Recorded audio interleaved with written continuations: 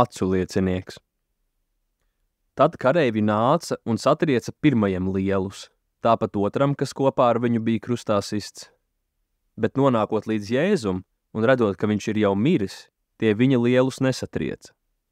Bet viens no kareiviem viņam iedūra sānošu šķēpu, un tūdaļ iztecēja asinis un ūdens.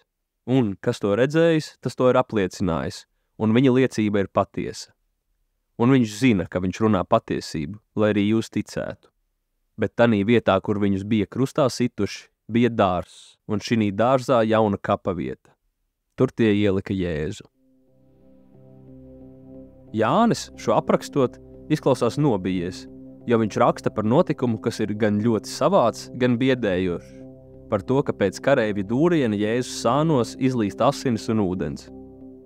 Mediķi to varētu izskaidrot ar dažādiem medicīniskiem iemesliem, bet Jānis nav mediķis. Viņš nesaprot, kas īsti notiek. Viņš tikai ir nolēmis mums godīgi izstāstīt visu, ko pats savām acīm redzējis, lai arī jūs ticētu.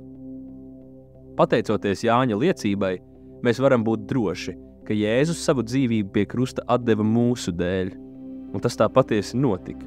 Tā nebija kāda izrāde vai krāpšanās.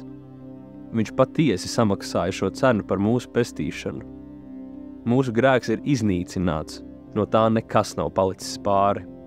Un mēs, kas ticam viņam, dzīvosim mūžīgi, gluži kā Jēzus, kas ir augšām cēlies no mirušajiem un sniedz mums prieku, mieru un dzīvību.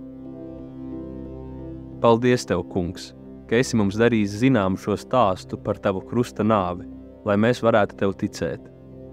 Āmen!